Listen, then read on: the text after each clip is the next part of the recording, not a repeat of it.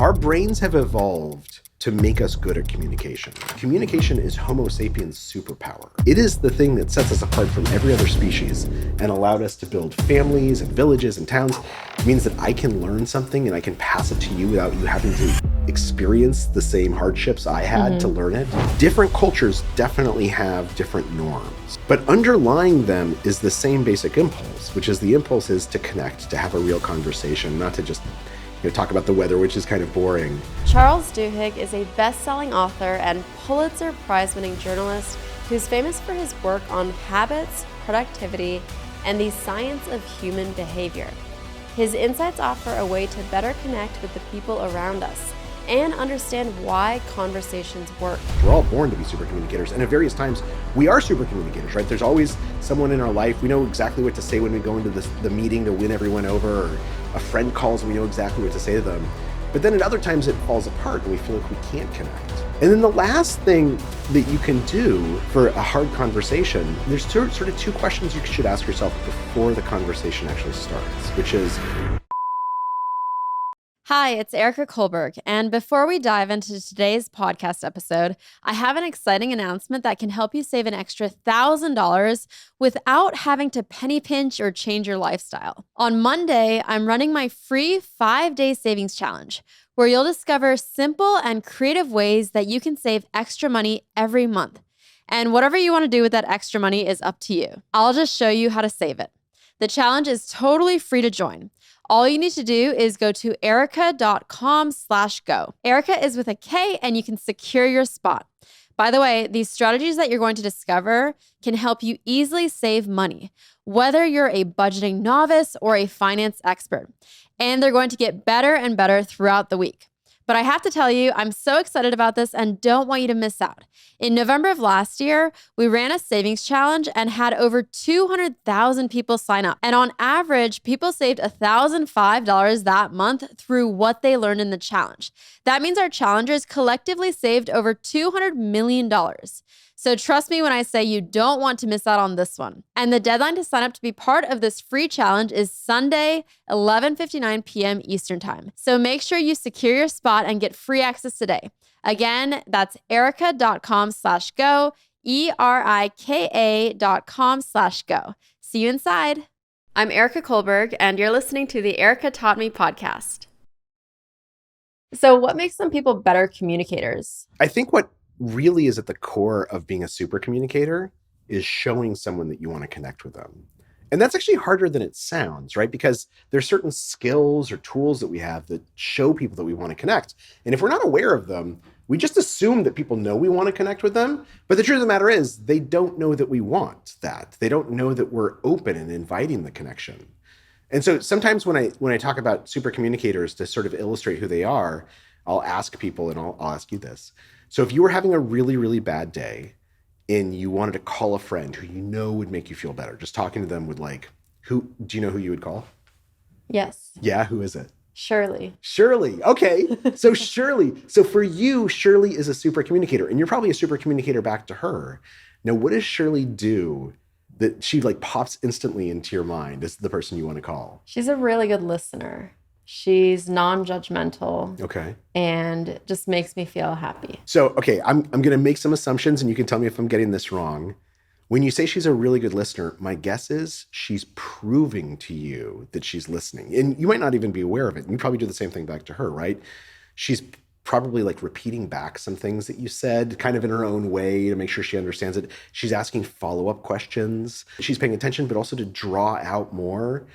And then she's paying close attention to what you're asking for, what you need from this conversation. So if she makes you happy, it's probably that she can intuit that you might be feeling a little bit down, so you might want a funny story. Or you're feeling a little bit down and you want someone to commiserate with you, right?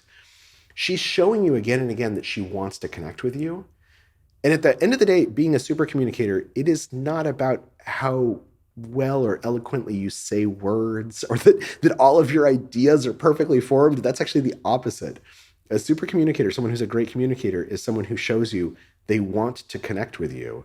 And there's just these skills that we can learn to do that. Well, it's funny because when I was starting to read the book, I really thought it was going to be about how to be more eloquent, but it's really the opposite. It's how to be a better listener, right? That's exactly right. How to be, and it's interesting because when we say like eloquence, what we usually mean is like somebody who speaks like Shakespeare or Barack Obama, right? Like, but what eloquence actually is eloquence is speaking in a way that you understand what I'm trying to convey. Mm-hmm. And sometimes that means just being honest and vulnerable. Like my words might be totally jumbled. I might not say things exactly the right way, kind of like this conversation. I might like trip over my own. But if you understand what I'm saying because you intuit that I'm being honest and vulnerable and authentic with you, and then you reciprocate that, then that is eloquence. Mm-hmm. It might not look like eloquence when a printed transcript, but it is the truest form of eloquence because we're understanding each other. And for people like Shirley, I feel like she intuitively has it. She's not trying to be a super communicator. She's just very good at it naturally. For people who are not so good at it, how do you become better? So it's very interesting. So you can definitely become better.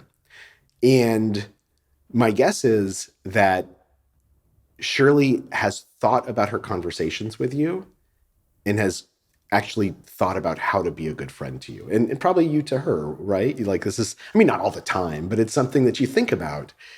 So what we know is that I don't think Shirley was probably actually born with this any more than anyone else was born with this, because we're all born to be a fantastic communicators. We're all born to be super communicators. And at various times we are super communicators, right? There's always someone in our life. We know exactly what to say when we go into the meeting to win everyone over, or a friend calls and we know exactly what to say to them.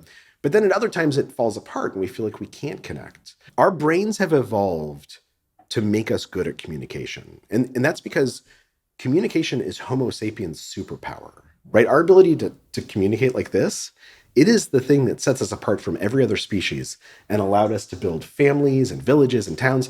It means that I can learn something and I can pass it to you without you having to experience the same hardships I had to learn it. And so we are all designed to be amazing communicators. We all have these instincts. But of course, our brains evolved in a very different time, right? It was like not only pre-internet, it was pre-phone, right? And it was pre-being able to travel long distances or live beyond 40 years old. And so one of the things that we know is that in contemporary society, sometimes those instincts get muted. And so there's a series of skills that you can learn that basically let your instincts come out. And one of them is, and this is something you mentioned about Shirley, is asking questions. And in fact, one of the things we know is that consistent super communicators, people who can connect with almost anyone, they ask 10 to 20 times as many questions as the average person, which is a lot. Wow. And some of them are like questions you hardly even notice, like, oh, like, what'd you say next? Or, oh, that's interesting. What'd you think about that? Right? Just to invite you in. But some of them are what's known as deep questions. And a deep question is something that asks about your values or your beliefs or your experiences, which can sound a little intimidating. And I'm wondering if Shirley does this to you. Is it like a how do I feel about this type question? That's exactly right. It's instead of asking someone about the facts of their life, it's asking them how they feel about their life. So if you bump into someone who's a doctor, a deep question would be to say, like, instead of where do you practice medicine, would be something like, what made you decide to go to medical school? Or like, what do you love about being a doctor? What's your favorite case? Those are questions that invite the other person to say something meaningful to them. And as a result, they'll say something actually authentic and possibly vulnerable. And is it that you should start at different levels? Like start at the where did you go to medicine first and then move down to the what made you get into this? I mean, honestly, like it's a little, people feel uncomfortable if their first question is like, what are you most passionate about in life, right?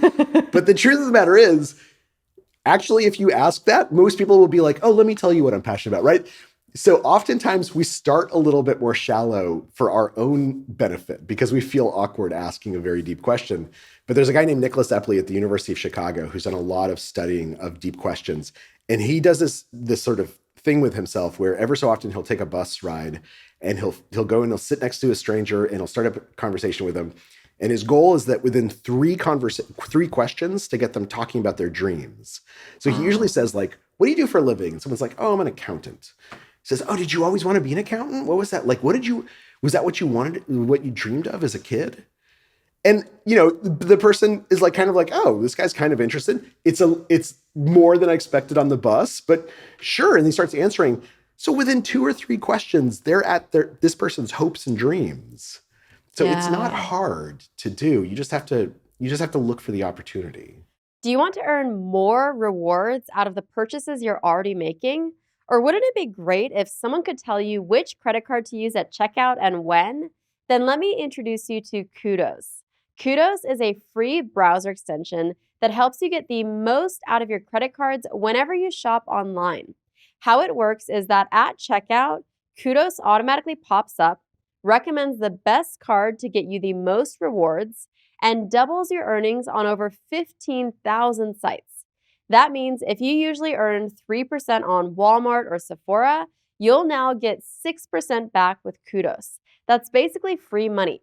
Now, you might be wondering about the cost. Here's the deal. Kudos is completely free. That's right, there's no hidden costs. Kudos simply earns a small commission when you shop at one of their partnered sites. So what are you waiting for? Kudos works on all major desktop browsers and your iPhone. Just click the link below and use code ERICA to get Kudos for free today. To sweeten the deal, Kudos is giving my viewers 2,000 points after your first eligible purchase. That's the equivalent of getting $20 back. Don't just listen to me. There's a reason why Card Rates calls Kudos the #1 app to multiply your credit card rewards. Stop leaving money on the table and join the 150,000 members using Kudos to earn over 100 million in credit card rewards. Click the link below and use code ERICA to add Kudos for free and start earning more today.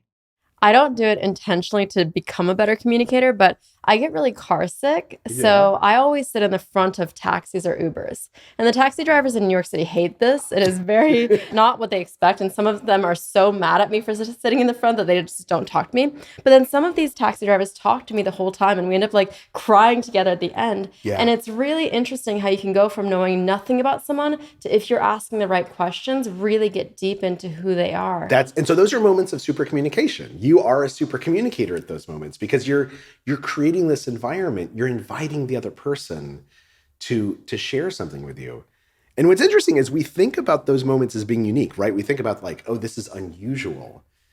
But actually, like, if you look at human psychology, we're built to have those moments. Like, those moments are supposed to be a portion of every single person's day. And we know that the more of those moments you have in your life, the happier and the healthier and the more successful you are. So it's a pleasant surprise when it happens, but it should be a pleasant unsurprise. It should be pleasant, something expected, because we have the capacity for it, and because we do find it, our brains are designed to crave that connection, which is why the taxi drivers like talking to you so much. Yeah, it feels like a culturally American thing though. So my mom is from Japan, and in Japan, the thing that you always talk about with people is weather. So no matter who you meet, it's like, oh, the weather is so nice today, or it's been raining a lot. Yeah. And you don't really go that much deeper than that. It really has to stay that surface level. Okay, so we went to Japan with my kids last summer, and I love Tokyo. And so we spent a bunch of time, and I talked to some researchers there. So when you do have real like if you're at a party, right, and you start by talking about the weather, like, tell me how it progresses from there. Like what, because you can't talk about the weather for like 10 minutes, right? It's like, that's like 45 seconds worth of conversation. I'm generalizing, but then it feels like you talk about work and what you do, and maybe then you get to who you are. Yeah. But there are so many levels that you have to get to. It's a very culturally not okay thing to go straight into what are your dreams and ambitions. Yeah. So it's interesting. There's this experiment, again, Nick Epley does, where he brings a room full of people together and he assigns the strangers to talk to each other, and they have to ask and answer these questions. And the third question is, when's the last time you cried in front of another person? And it's easier to do because it's an experiment. You're being told to do this, right? It doesn't feel very awkward. So this experiment has been done by other people in lots of places. And they've done it in Japan as well. And what's interesting is that almost inevitably, when that question gets asked and answered in Japan, people don't talk about the last time they cried. They talk about a time that they saw their parents cry. And I think that what that suggests, and there's a lot of evidence to back this up, is that different cultures definitely have different norms, right? And different different rules almost about what we feel comfortable with and what feels habitual. But underlying them is the same basic impulse, which is the impulse is to connect, to have a real conversation, not to just talk about the weather, which is kind of boring. But that oftentimes when we're in different settings, and this is also true across like a little bit gender differences and other differences, that when we're in a different setting, just being conscious of the slight difference in the norm means that it would feel totally uncomfortable at a party, I imagine in Tokyo, to ask you when's the last time you cried in front of another person. But it might actually be much more comfortable to say, like, have you ever seen your parents cry? That might not come off as the same kind of personal question. But what's important is that we recognize that the impulse is there, and we know how to think about it. We know how to look for opportunities. So far what I'm getting to is that you have to go deeper with the questions that you do ask, talk about feelings rather than transactional questions.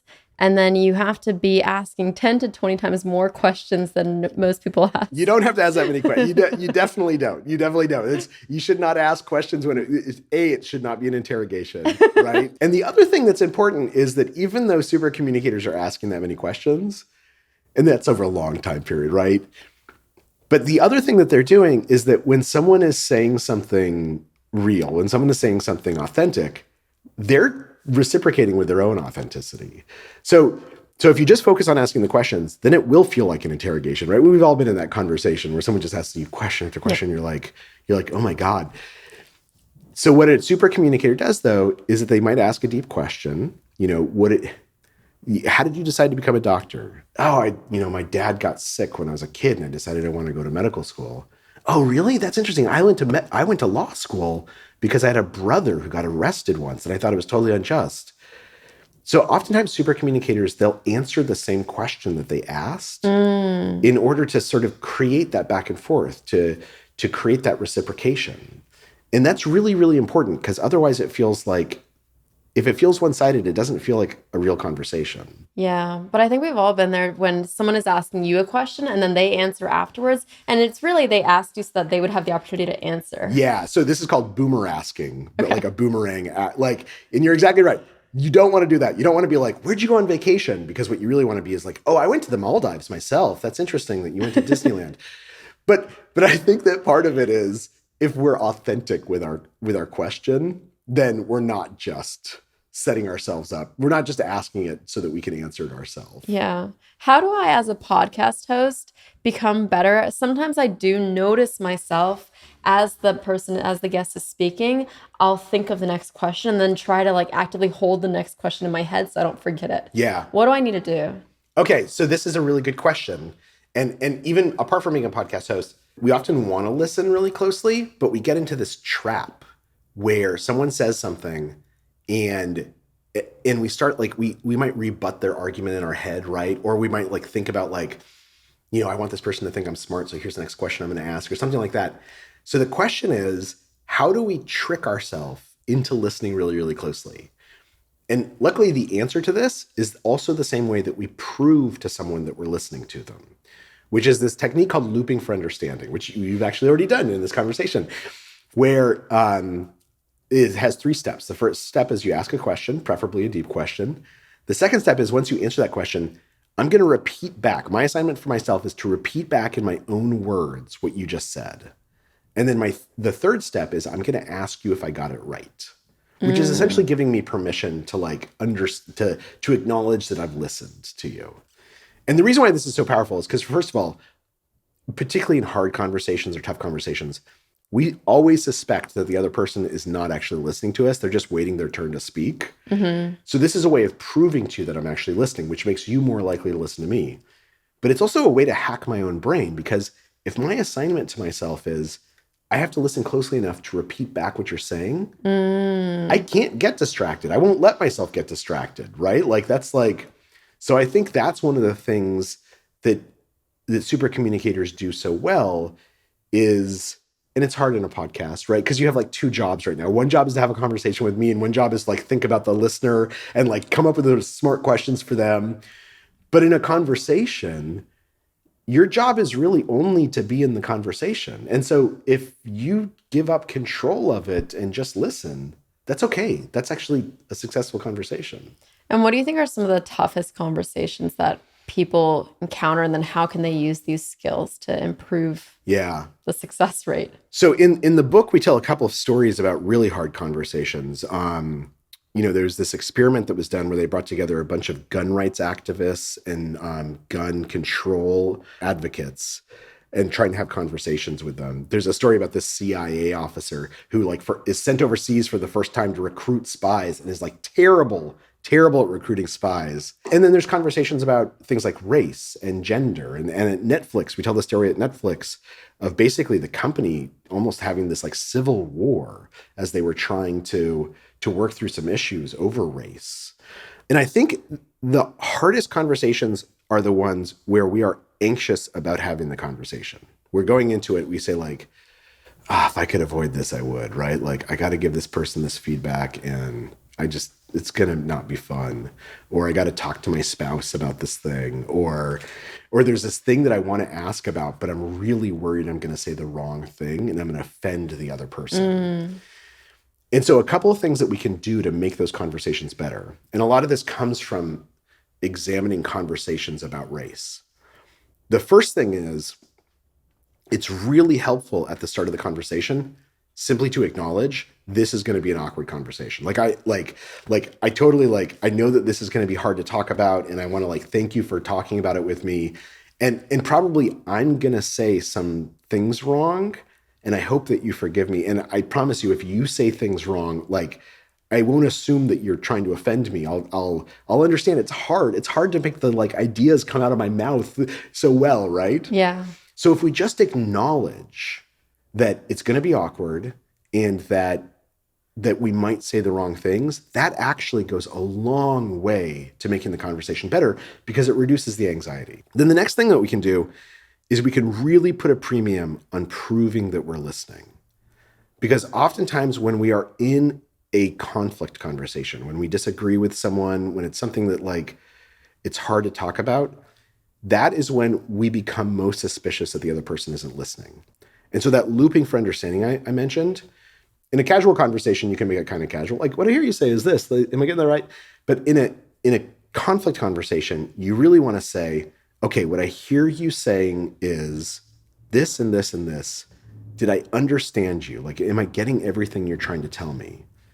Because what happens is that we have this instinct in our brain for reciprocal listening. If you prove to me that you're listening, I become much more likely to listen to you. And then the last thing that you can do for a hard conversation is you can kind of figure out, there's sort of two questions you should ask yourself before the conversation actually starts, which is, what do you actually want out of this conversation? And what do you think the other person wants? Because oftentimes we're look, I got to go tell my employee that they're doing a bad job. But that's not what you want out of the conversation. What you want out of the conversation is you want your employee to do a better job, or you want them to know that they're on thin ice. You want something besides just communicating information to them. And then once you know what you want, and that's going to really help you because it's going to help you make clear the goal of the conversation is not just to criticize you, it's to help you improve. Mm-hmm. You want to think about what does the employee want? If I'm going to give them some critical feedback, what they probably want is they want to know whether this is something that's permanently damaging to their career or just a blip. They probably want to know how to improve. They want to know whether this means that I sort of a judgment on their character versus a judgment on one project. Mm-hmm. And once I think about what they want out of the conversation, and they probably want a little bit of comfort, right? A little bit of me saying I'm giving you some hard news, but I think you're worth it. If I'm thinking about what they want as much as what I want, then I'm probably going to have that conversation pretty differently, right? I'm probably going to come into it saying something like, look, I have some critical feedback to give you, but my goal in giving it to you is to help you get better and help you be more successful here.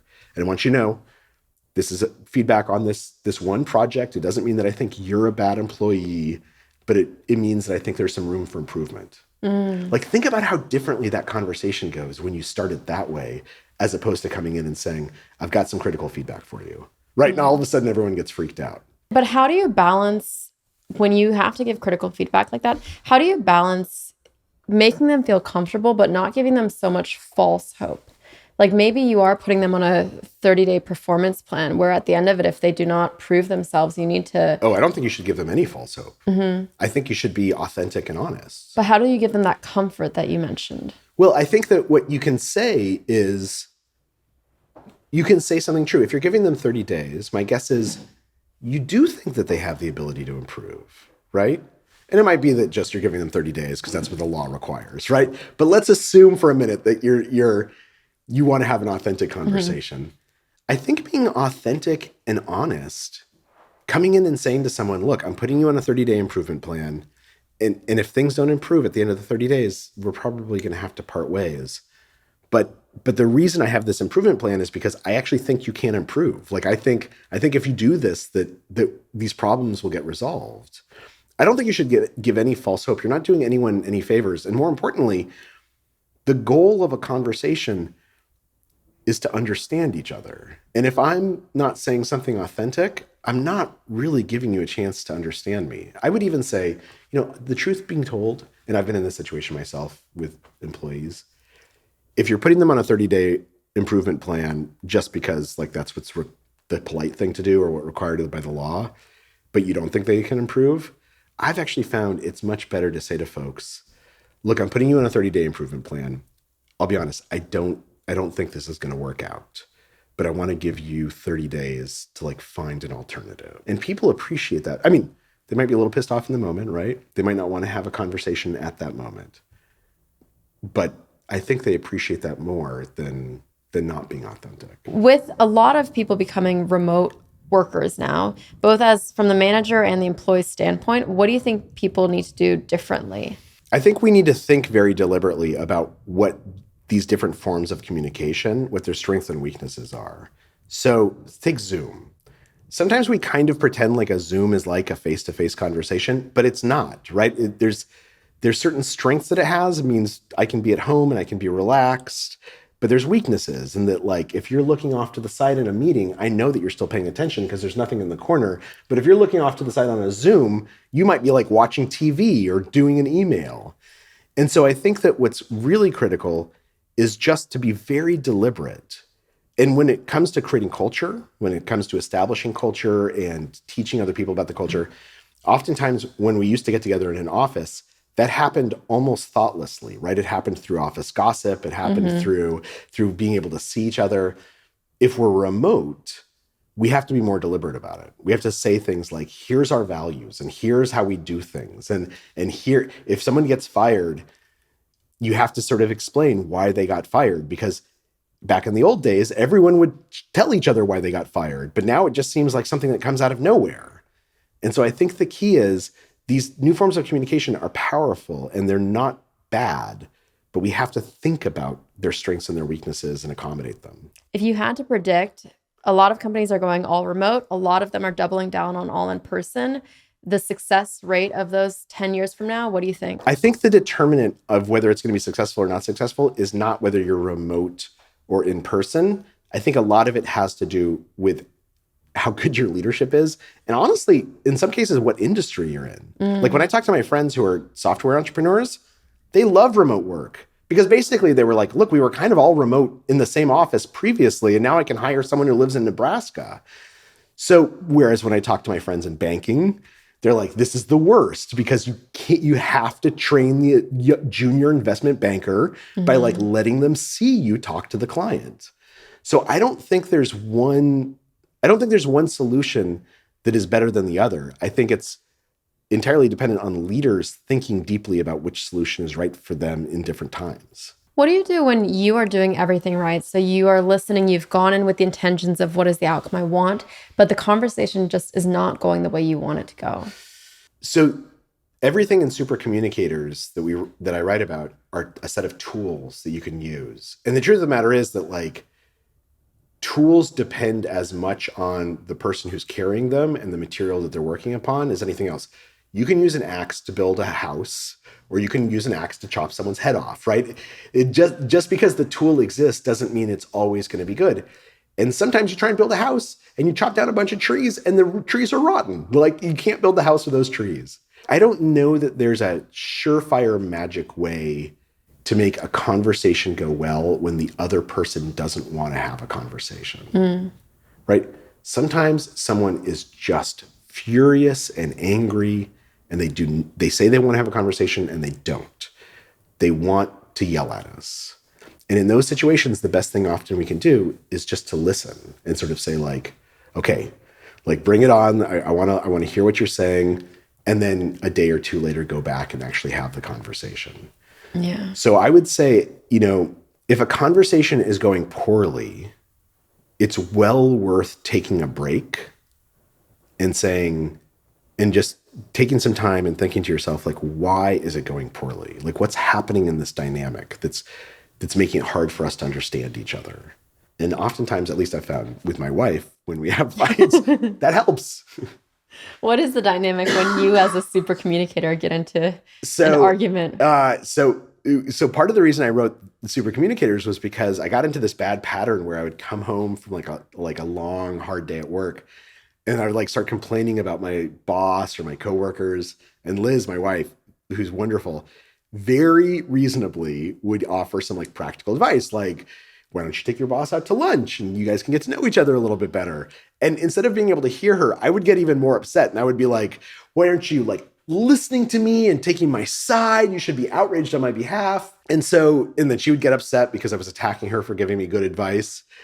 And so I went to these researchers and I asked them, like, why is this happening? Like, what am I doing wrong here that this keeps happening? And they said, well, so we're living through this golden age of understanding communication because of advances in data collection and neural imaging. We kind of know what happens in our brains now. And they said, one of the big things that we've learned is we tend to think of a discussion as being about one thing, right? We're talking about my day, or we're talking about our kids' grades or something like that, or where we're going to go on vacation. But actually, every discussion is made up of different kinds of conversations. And most of those kinds of conversations, they fall into one of three buckets. There's practical discussions where we're talking about making plans or solving problems.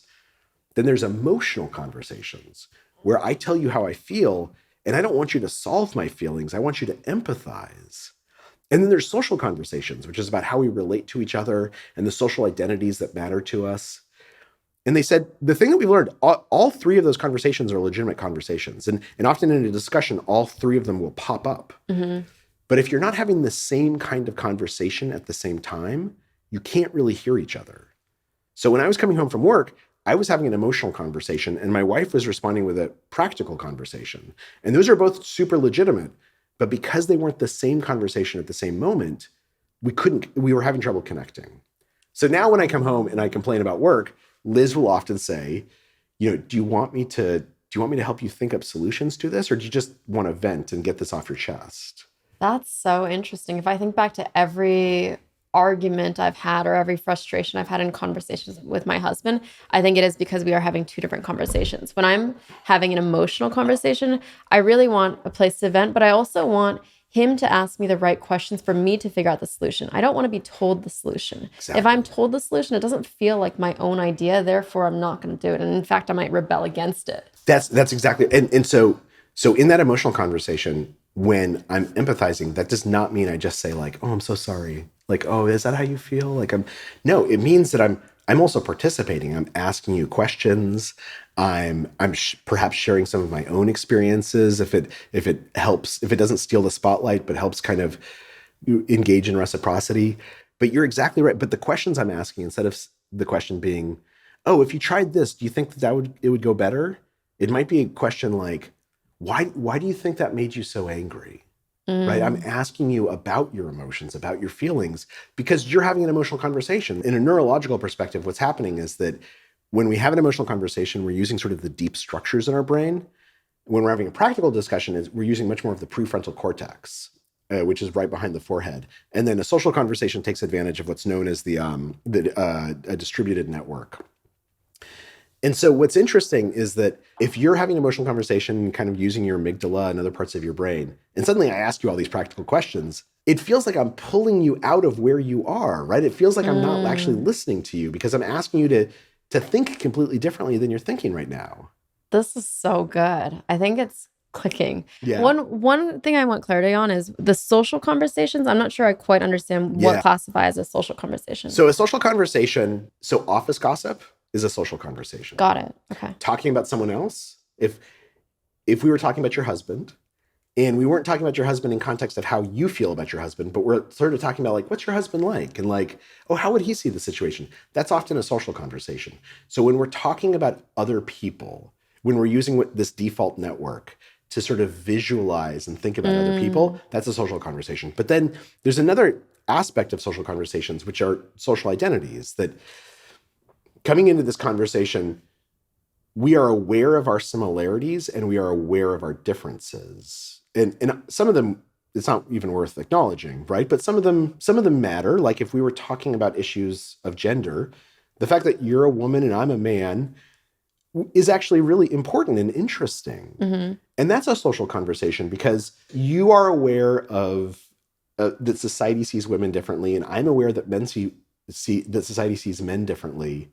And that has some influence on how we have this conversation, particularly because like we might want to explain to each other how we feel like we conform to society, but also how we don't.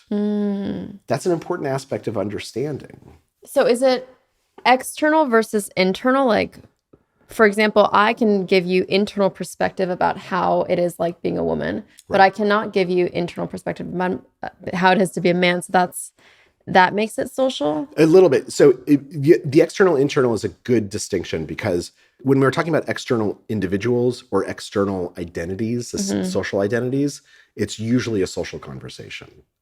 And a social conversation oftentimes is improved by acknowledging our similarities and our differences. And oftentimes we acknowledge the similarities, right? And we pretend the differences don't exist. And we say things like, oh, we both went to the same high school. Like, that's amazing, right? But that conversation becomes more real if I say, oh, we both went to the same high school.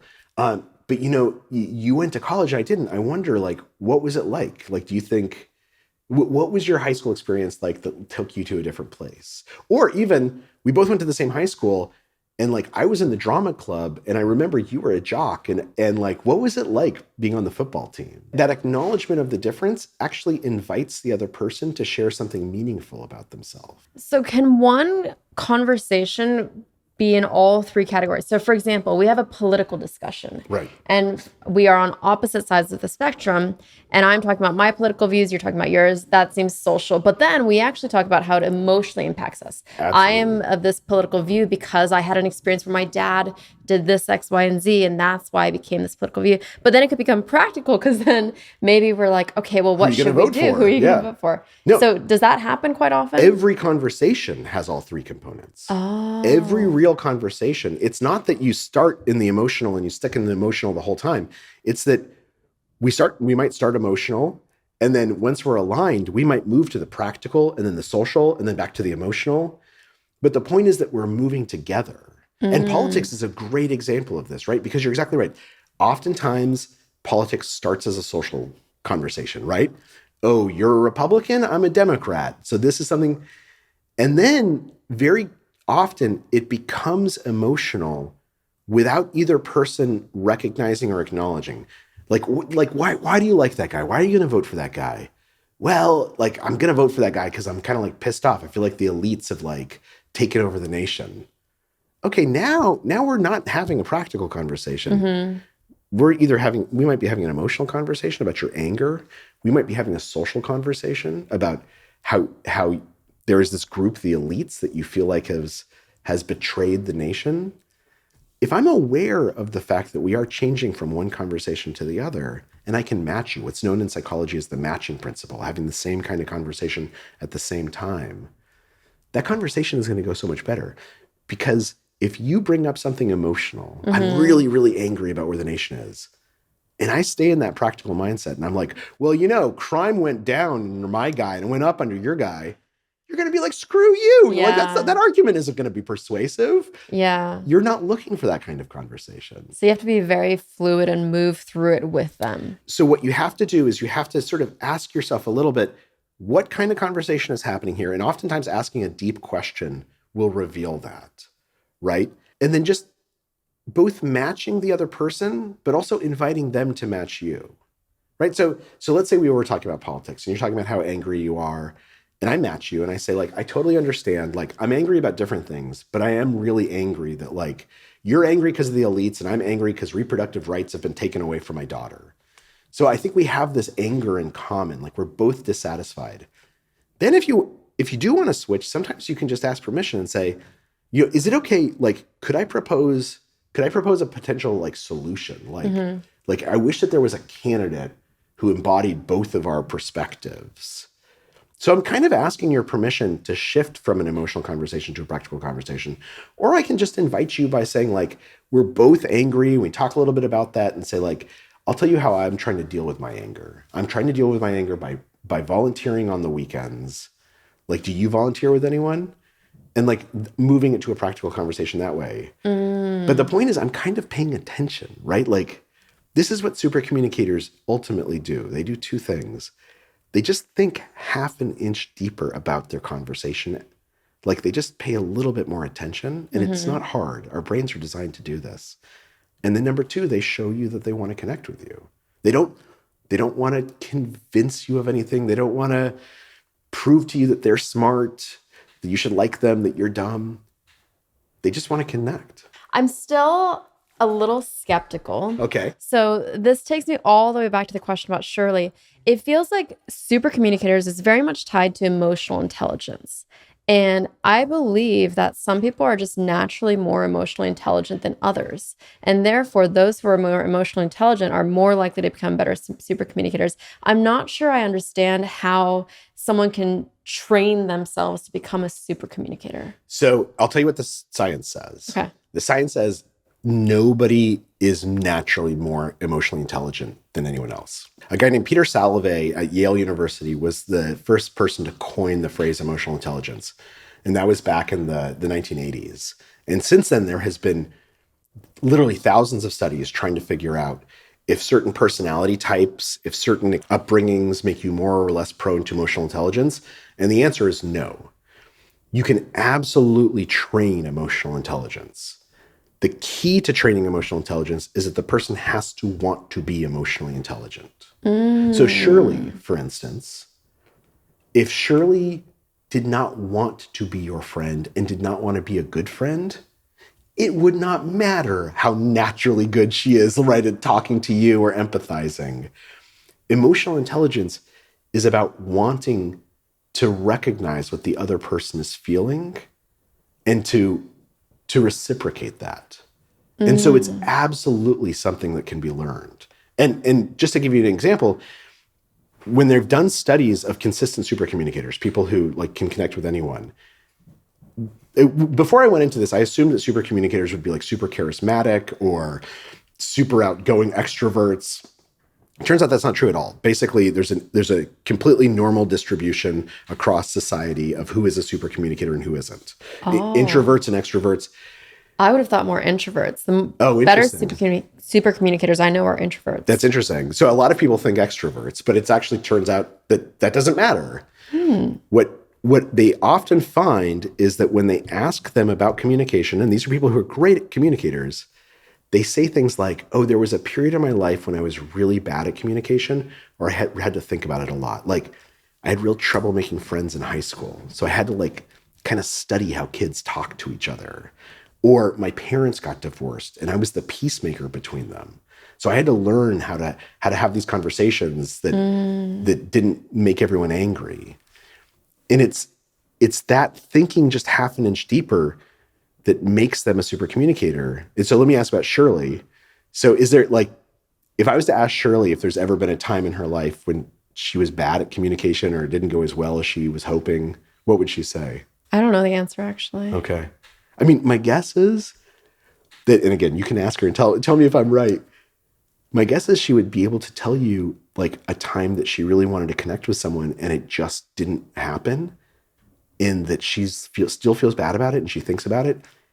And something like that prompted her to think more deeply about her conversations, about how she communicates with other people. And my guess is, and this is probably true for your conversations with her as well, that you guys probably reflect on your conversations after they're over. You probably remember things she said. You think about things to tell her. You're getting deeper into how you connect and relate to each other. And that's what makes that connection become real. So I know that when I need to have a difficult conversation, I actually usually will write out the email first. I never send it, but it's much easier for me to process my thoughts in writing and then maybe have that conversation in person. Yeah. Or should everyone do that? Or are there certain people where they're not processing their thoughts like in writing first? So I'll tell you what the research says. Okay. 2 things. The first is it depends what your habit is. So if you're in the habit of thinking by typing, right? Of wanting to take an idea and then you edit it a little bit and you're not sure exactly what you want to say until you've gotten it out. If that's your habit, then that's totally fine. Now, there are some people, and that's me. I love writing. There are some people who are in a different habit. And like one of my sons does not like writing, does not like reading, but he's really good at, in a conversation, going silent for a couple of seconds and thinking about what he wants to say. So the question is, what's most comfortable to you? And that's totally fine to do what's most comfortable. Now, that being said, there are some interesting studies that look at what happens when we do force ourselves to think before a conversation. And one of the best ones is this one that was done by professors at Harvard Business School. They told students, you're going to have a conversation with a stranger, which is like the most anxiety-producing thing on the face of the planet, right? It'll freak people out more than anything else. And they said, before you start this conversation with this stranger, take 10 seconds and write down 3 things. Write down 3 topics you want to discuss. And they can be dumb topics like last night's game and where are you going this weekend and did you see this movie?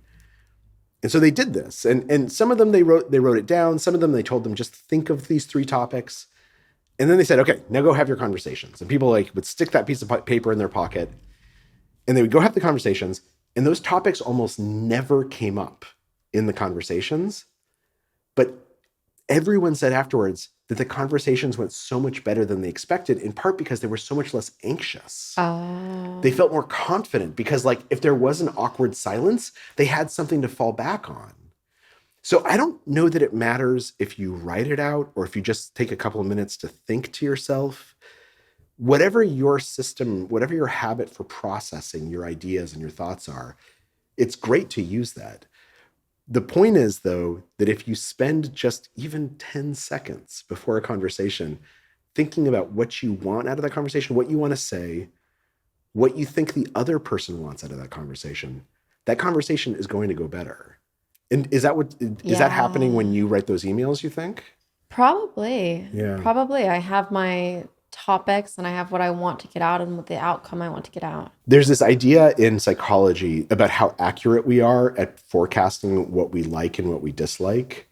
And that one of the predictable irrationalities of human beings is that we're sometimes bad at this accuracy. We predict something, we're going to enjoy something and we don't. We're going to underpredict how much we'll enjoy something else. And a big part of life, I think, is exposing ourselves to experiences that our accuracy becomes much more aligned with reality. But the only way you do that is by conducting experiments, and some of those experiments have to fail, right? Some of the conversations you have with strangers will have to be bad conversations for you to walk away and say, you know what, that was bad, but that wasn't the end of the world. I think what I'm really happy about is I came into this with preconceived notions about what a super communicator was. And I really thought that a super communicator was someone who was just naturally better at it. Now I'm understanding that it's not that super communicators have read the book Supercommunicator and they've studied this. It's just maybe they think about it in a different way as how can I be a better friend? Or how can I be better at my sales job? Or how can I be better at building relationships? So that's interesting. I can see that being valid. Yeah. One question for you is, what is something that you had a misconception about around communication? So the biggest surprise for me is this. Number one is I assumed that being a super communicator would be exhausting, right? Like I have friends who like, they walk into like a bodega or like a gas station and they're like actually having a real conversation with the person behind the counter. And I just think to myself like, oh my God, where do you get the energy for this, man? Like, but the truth of the matter is, again, because our brains have evolved to be great at communication, when we connect with someone, it doesn't actually consume energy, it generates it. So the people you know who are super communicators, when Shirley talks to you, even when she feels more energetic after that conversation than before. Same as you, right? Mm-hmm. So I think I shied away from some aspects of connection because I thought that they would be taxing. And what I've learned is it's exactly the opposite. It's actually easier to connect with someone than it is to like kind of maintain our distance. And that does not mean you have to have conversations with everyone. Sometimes you get in a taxi and you just want to like check your email or zone out, and that's totally fine.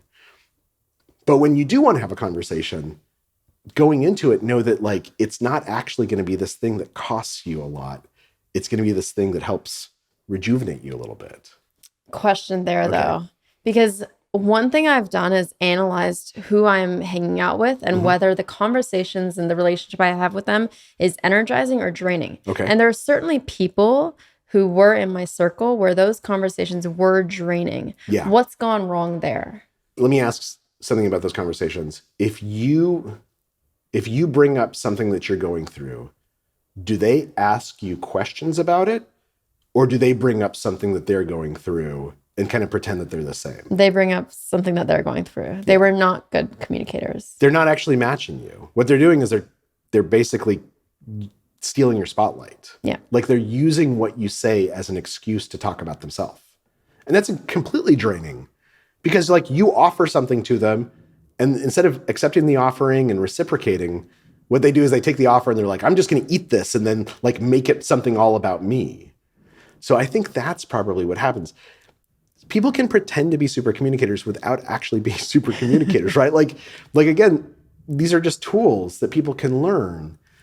But undergirding them is this question, do you actually want to connect with this person? Are you showing them that you want to connect with them? Or are you just using what they're telling you as an excuse to talk about yourself? And so those people that you do identify are draining you, are you saying it is okay to cut them out? Absolutely. Okay. It's absolutely okay to cut them out. It is absolutely okay not to have a conversation with someone. Like there are times, and by the way, sometimes my kids come up and I say to them, I want to have a conversation with you about your rooms. And I don't actually want to have a conversation with them about their rooms. I just want them to go clean their rooms, right? That's totally fine. The point of super communicators is not that we have to have conversations all the time. It's that when we want to have a conversation, when we want to connect with someone, that we have these tools available to us. Because, and you know this, and I do, a great conversation can feel amazing, right? The right conversation at the right moment can change everything. And so having those tools means that we're prepared for that instead of just hoping that it happens. First of all, thank you so much. I've loved this. I've been a big fan of your Power of Habit book for many, many years. And I'm so excited for people to read Supercommunicators. The podcast is called Erica Taught Me, but really today is all about Charles taught me. So what do you want people to walk away saying, Charles taught me this? That is a great question. Here's the thing that the reason I wrote this book and that I hope people carry away from it. There's a study that was done at Harvard that's still going on called the Harvard Study of Adult Development. It's been going on for almost 100 years. They followed thousands of people around. They've tried to figure out what makes people healthier and happier and more successful at age 65. Success is however you define it. What makes people more happy and healthy and successful at age 65? And they found that the only thing that sort of predicates that forecasts that, is having at least a handful of close relationships at age 45, which of course means you've had them for longer, right? You've been talking to Shirley a lot longer than just meeting her at 45. And the reason why I think that's so important is because having real relationships with other people makes us literally healthier. It makes us happier. It opens us to opportunities that we might not see otherwise. And the way that we have those relationships is usually through conversations. right? It's through calling someone, even if you haven't talked to them in 6 months or 12 months or 18 months, calling them up and saying like, hey, what's up with you? And setting aside 2 hours. And the first 10 minutes is going to be kind of awkward as you get updated on each other's life, but then letting yourself get into the flow and really connecting with this person. That is what I hope people carry away from our conversation and from the book. I love that. Thank you so much. Thank you. Thank you for having me. If you've enjoyed the episode, please take a moment to leave a review. It really helps support what we're doing. Thanks for listening, and I'll talk to you next Tuesday on a brand new episode of Erica Taught Me.